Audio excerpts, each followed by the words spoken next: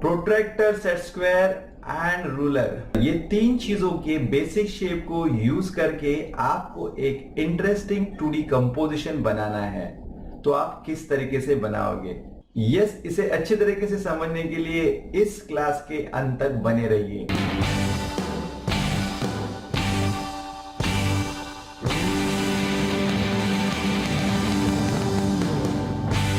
नमस्ते दोस्तों, आप सभी का स्वागत करता हूं आपके अपने ड्राइंग क्लास में। और आज के क्लास में हम सॉल्व करने वाले हैं नाटा में पूछा गया हुआ एक 2D डिजाइन का क्वेश्चन। यस, तो क्वेश्चन इस तरीके से था कि आपको प्रोट्रैक्टर, सेट स्क्वायर और रूलर, इन तीन चीजों के बेसिक शेप को यूज करना है और उससे आपको एक इंटरेस्टिंग 2D कंपोजिशन क्रिएट करना है।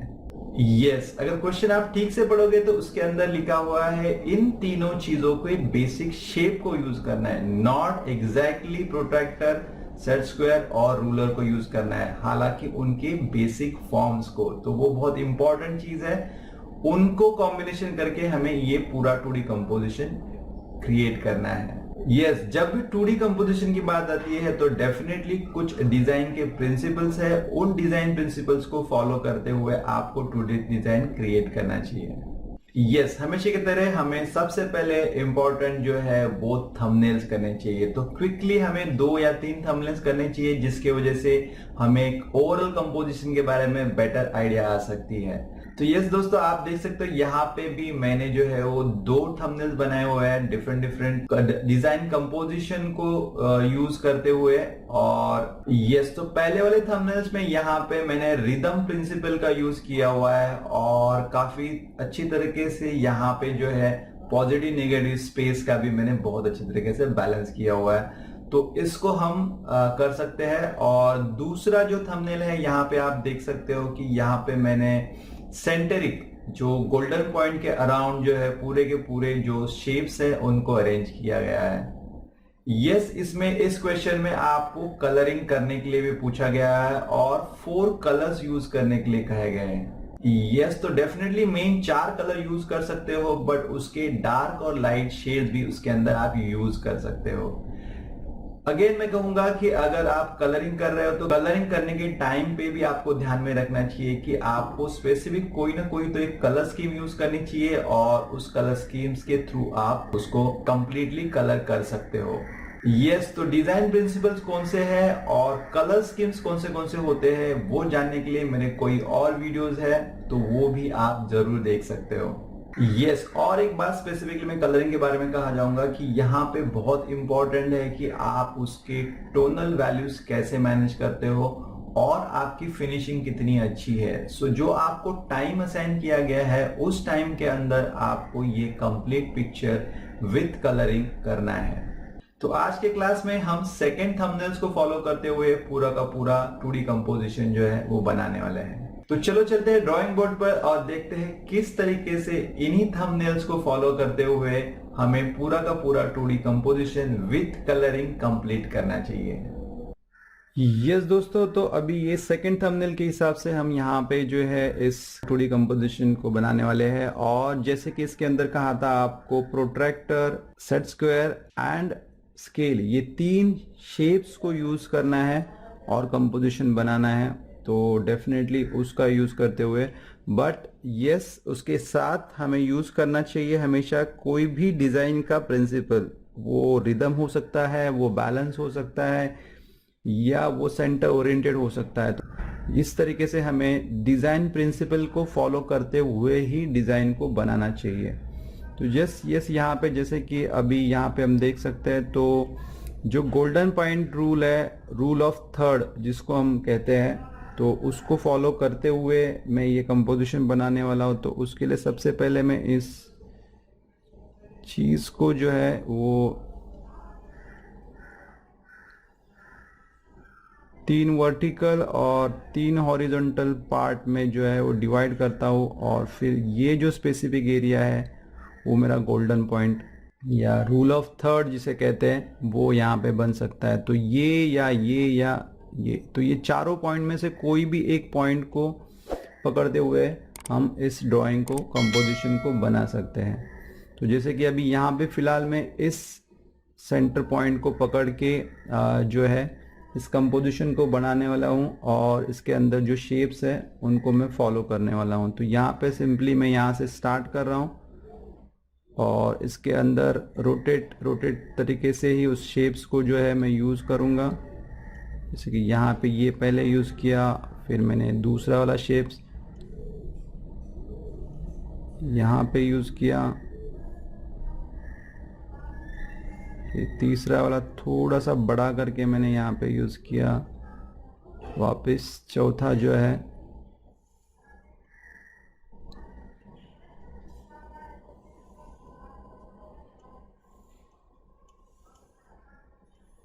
तो सिर्फ रोटेट करते करते हुए ही मैं इस डिज़ाइन को और आगे बढ़ाना चाहता हूँ।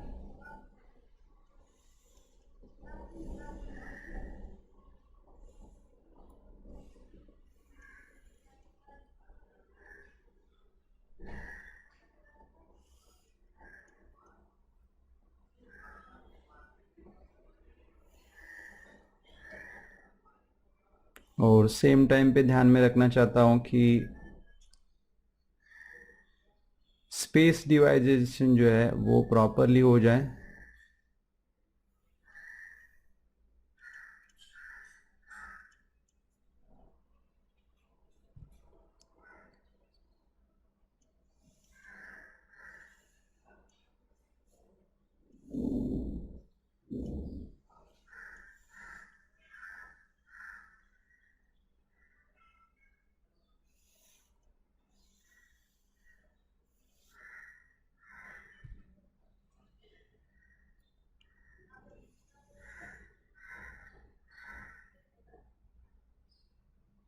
और जैसे कि हमें स्केल का भी यूज़ करना है तो स्केल शेप को भी मैं यहाँ पे यूज़ कर रहा हूँ,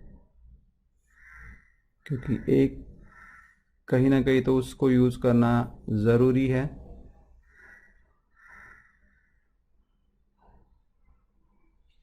तो हम उसको यहाँ पे भी इस तरीके से यूज़ कर सकते हैं।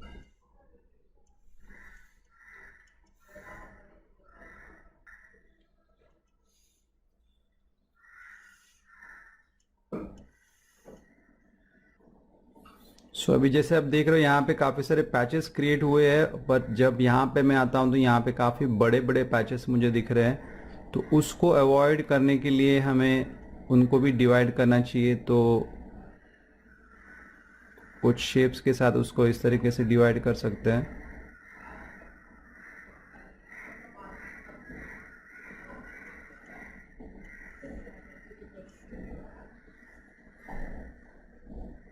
तो यस, इस तरीके से हम लोग ने सेंटर को फॉलो करते हुए इस चीज़ को बनाया हुआ है। और सेम चीज़ को फॉलो करने के लिए हमें करना क्या है कि हमें यहाँ से लाइट शेड्स को यूज़ करते हुए फिर डार्क डार्क डार्क डार्क करना है। तो आपका जो एम्फसाइज होगा, आपका जो गोल्डन पॉइंट है, उसकी तरफ आपका ध्यान अच्छी तरीके से अट्रैक्ट हो सकता है। और जैसे कि यहाँ पे हमें पूछा गया है कि आपको 4 कलर्स को यूज़ करना है, तो यस डेफिनेटली 4 कलर्स, इसका मतलब 4 कलर्स और उसके टोन्स, उसके शेड्स जो है वो भी हम यहाँ पे अप्लाई कर सकते हैं। तो उन्हीं को फॉलो करते हुए मैं यहाँ पे जो है इस कंपोजिशन को कंप्लीट करने वाला हूँ।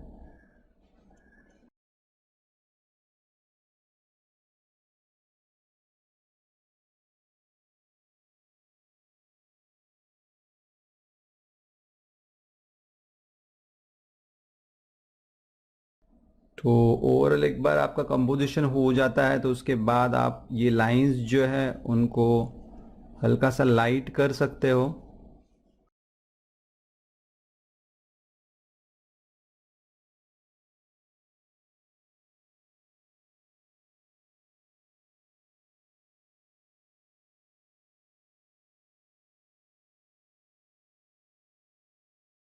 यस, तो और एक टिप मैं यहाँ पे आपको देना चाहता हूँ कि अगर आप जब भी एग्ज़ाम्स के लिए जाते हैं तो आप डेफिनेटली इस तरीके से आपकी कलर पेंसिल जो है उसका सेट अलग से कर सकते हो। जहाँ पे ये वार्म कलर्स का है तो ये कलर सेट मैंने अलग से पेंसिल रखी हुई है, और सेम टाइम पे अगर एक अलग से एक जो है जहाँ पे आप कूल कलर स्कीम्स का, तो इसमें आपको शेड्स चूज़ करने के लिए काफ़ी इजी हो सकता है और आपका काफ़ी सारा टाइम जो है वो सेव कर सकते हो।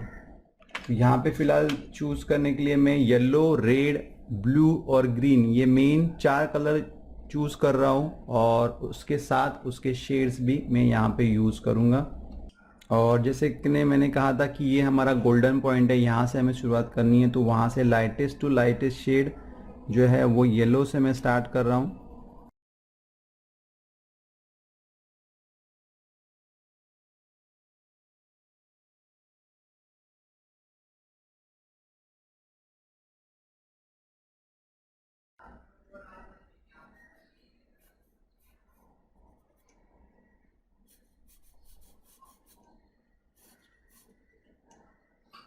अभी जैसे कि मुझे यहाँ पे लग रहा है कि ये काफ़ी सारा बड़ा पैच हो सकता है, तो इसको मैं थोड़ा सा और एक्सटेंड करके लेके यहाँ पे फिनिश कर रहा हूँ, तो मुझे ये इतना ही ऑरेंज पैच करना पड़ेगा।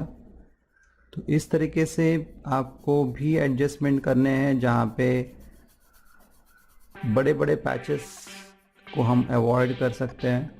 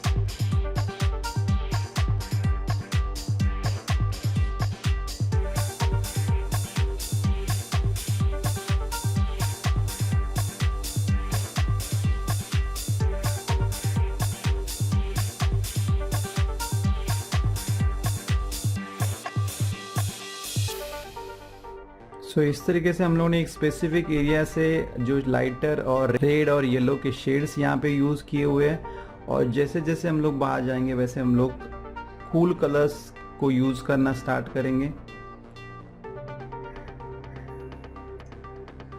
तो जैसे कि आप एग्ज़ाम में पेपर को रोटेट करके फास्टली कलर कर सकते हो। फिलहाल अब यहाँ पे मैं जो है कैमरे के सामने कर रहा हूँ तो थोड़ा सा रोटेट नहीं कर पा रहा हूँ, बट यस आपको फ्रीडम है तो आप बहुत अच्छी तरीके से और क्विकली जो है इस कलर्स को फील कर सकते हो, क्योंकि हमेशा हमें टाइम का ध्यान रखना है बहुत करके, ज़्यादा करके। जैसे कि मैंने कहा था कि आपको अगर आपका अंदाज़ है कि आप कितने स्पेस डिवाइड कर सकते हो या कितना कॉम्प्लेक्स वाला डिज़ाइन आप with in the time period जो है कंप्लीट कर सकते हो, वो आप खुद ही जान सकते हो। आपके प्रैक्टिस के हिसाब से आपको आइडिया होगा कितना कॉम्प्लेक्स ड्राइंग करना चाहिए, तो उस हिसाब से आपको फॉलो करना चाहिए और कलरिंग करना चाहिए। और यहाँ पे स्पेसिफिकली मैं बोलना भूल गया कि यहाँ पे यस, और स्पेसिफिकली यहाँ पे मैंने जो डिज़ाइन की हुई है वो हॉरिजॉन्टली थोड़ा सा पकड़ के डिज़ाइन की हुई है, तो उसके हिसाब से कुछ व्यू इस तरीके से है। और आप प्रेशर के साथ आप एक ही कलर पेंसिल से डिफरेंट शेड्स अचीव कर सकते हो। अगर आप लाइटली प्रेस करके करते हो तो आपको लाइट शेड यहाँ पे मिल जाएगी, और आप उसी चीज़ को थोड़ा सा हार्डली प्रेस करते हो तो आपको डार्कर शेड जो है ब्लू की वो मिल जाएगी।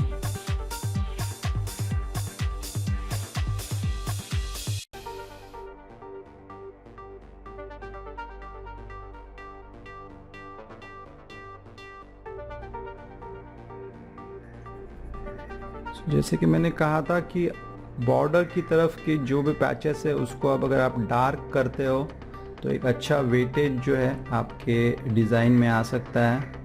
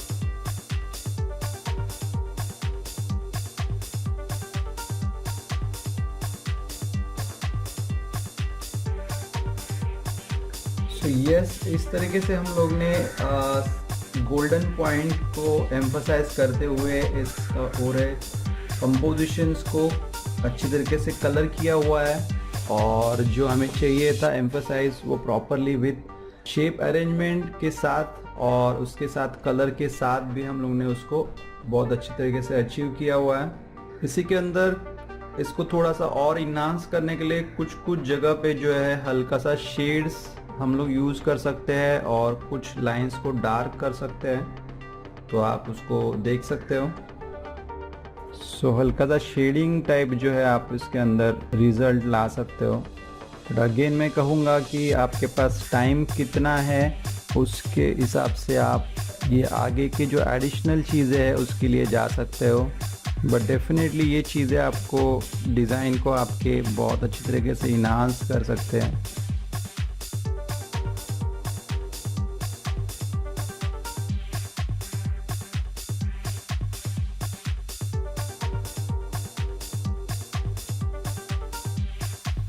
यस दोस्तों, तो इस तरीके से हमारा पूरा कंपोजिशन जो है वो कंप्लीट हो चुका है।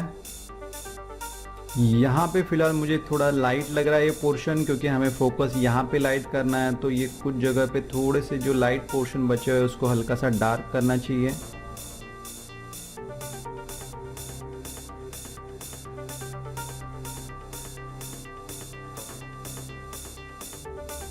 तो बाहर के साइड पे आप जितना डार्क करते जाओगे तो ऑटोमेटिकली आपका फोकस जो है यहाँ पे आ जाएगा, जो हमें एग्जैक्टली चाहिए।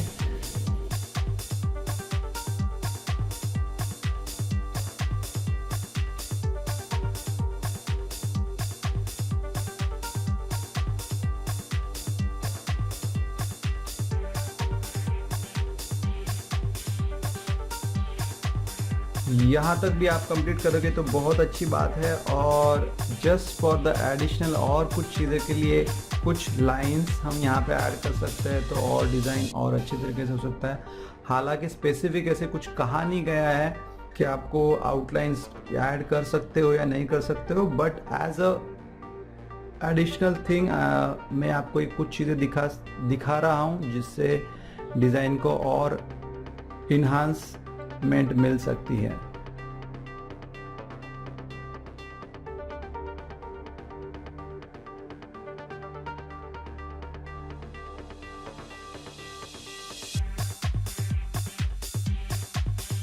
सो ऐसे रैंडमली कुछ लाइंस है उसको हमें डार्क करना है।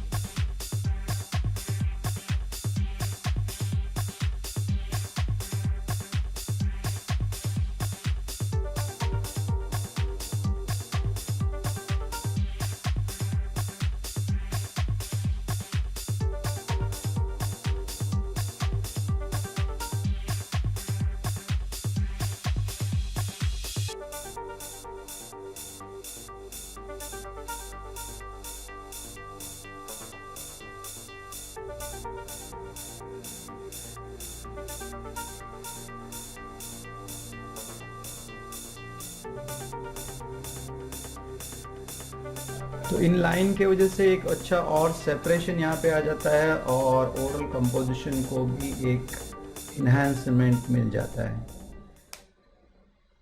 यस दोस्तों, तो ये था आज का क्लास, जिस क्लास के अंदर हम लोगों ने बहुत अच्छी तरीके से देखा कि जो स्पेसिफिक एलिमेंट्स हमें दिए जाते हैं उन एलिमेंट्स को फॉलो करते हुए हमें किस तरीके से 2D डिजाइन कंप्लीट करनी चाहिए, किस तरीके से हमें डिजाइन प्रिंसिपल को यूज करना चाहिए और किस तरीके से हमें कलर स्कीम्स को भी यूज करना चाहिए।